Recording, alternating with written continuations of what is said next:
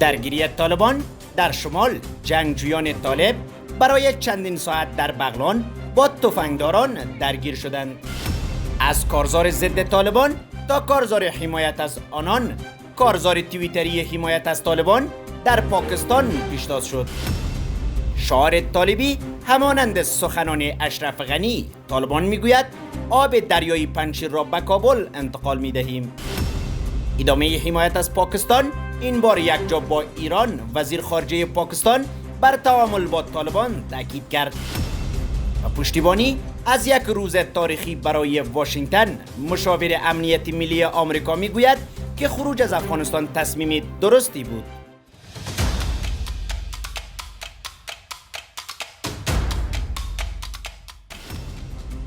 سلام و وقتتان بخیر. به خبرهای ساعت 10 شب از آماج نیوز خوش آمدید. صبح امروز بغلان گواهی درگیری چند ساعت میان طالبان و افراد مسلح در نزدیکی فرماندهی امنیه بود. این درگیری در ساحه سرک زراعت در اطراف مقام ولایت و فرماندهی امنیه طالبان با استفاده از سلاح‌های سبک و سنگین جریان داشت. با آنکه در ساعت اولیه این رویداد روایت‌های متفاوتی از آن به نشر رسید، برخی منابع از درگیری میان گروه طالبان خبر دادند. اما در این حال طالبان محلی در صحبت با آماج نیوز این مورد را رد کرده و گفتند که چند داعشی با یکی از ساختمان‌های نزدیک به فرماندهی مستقر شدند و تلاش برای از پا درآوردنشان جریان دارد. همچنان با گفته منابع مردمی درگیری در اطراف فرماندهی امنی طالبان در بغلان برای حدود یک ساعتی باعث مسدود شدن شارای پلخمری مزار شریف و پلخمری کندوز نیز شد. تصاویرهای از سوی طالبان محلی به نشر رسیدن نشان دهنده یک ساختمان تخریب شده در اثر درگیری و جسدهای مهاجمان است. به گفته طالبان محلی در درگیری امروز 3 عضو گروه داعش و 3 طالب کشته شدند. با وجود اینکه طالبان بارها بر حضور نداشتن فعال داعش در افغانستان تاکید کردند، اما پس از حملات اینچنینی در ولایت‌های مختلف کشور سخن از کشتن داعشیان میزنند. گزارش‌ها حاکی از آن است که پس از راه اندازی کارزار توییتری کاربران افغانستان برای مسدود کردن حساب‌های مربوط به طالبان در توییتر، اکنون هشتگ حمایتی از طالبان در پاکستان ترند شده است. این کارزار برای حمایت از طالبان در پاکستان امروز شنبه اول اسد در صدر هشتگ‌های ترند شده توییتر در این کشور قرار گرفته است. بر اساس آمار شبکه توییتر، هشتگ حمایت از طالبان نزدیک به 150,000 بار در این پلتفرم اشتراک گذاری شده است. بر اساس این اطلاعات مشخص شده است که کاربران پاکستانی توییتر در حمایت از هشتگ طالبان نقش اساسی داشتند. از سوی دیگر کارزار توییتری کاربران افغانستان برای مسدود کردن حساب‌های طالبان خیلی کمتر از این رقم اشتراک گذاری شده است. طالبان این کارزارها را پس از مسدود شدن حساب‌های کاربری تلویزیون ملی و آژانس خبری باختر در فیسبوک راه اندازی کردند. باید یادآور شد که طالبان پیش از به قدرت رسیدن و بعد از آن از این دو رسانه به عنوان ابزار تبلیغاتی استفاده می‌کردند.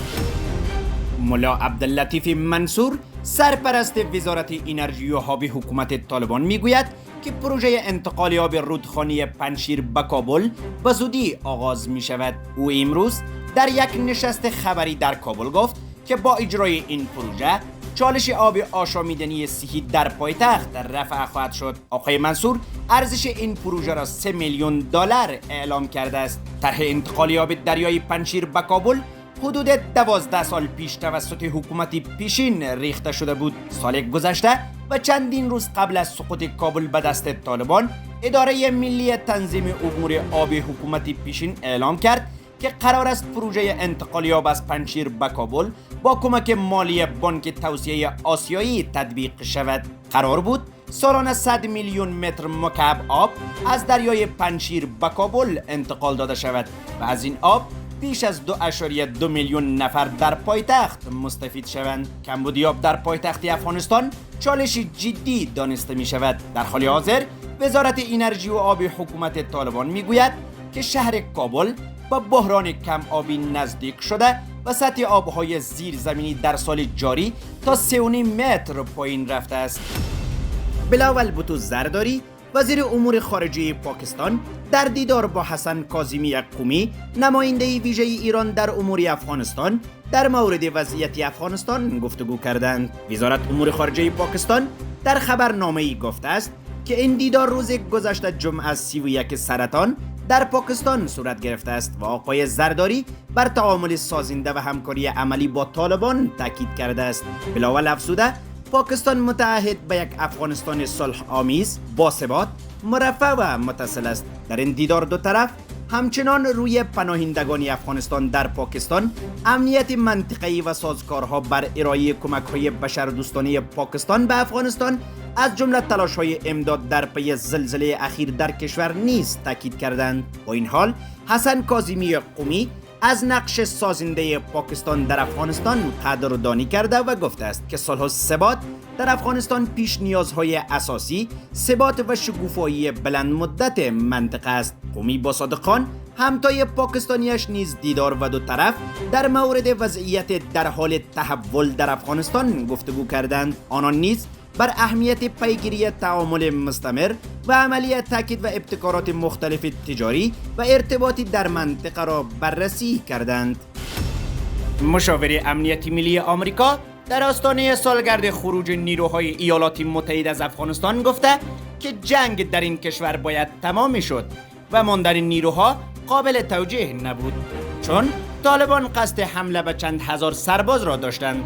جک سلیون در این حال گفت تصاویر میدان هوایی کابل برای او وحشتناک و دردناک بود. نیروهای ایالات متحده آمریکا در ماه آگوست سال 2021 از افغانستان خارج شدند که انتقادات بسیاری را به همراه داشت.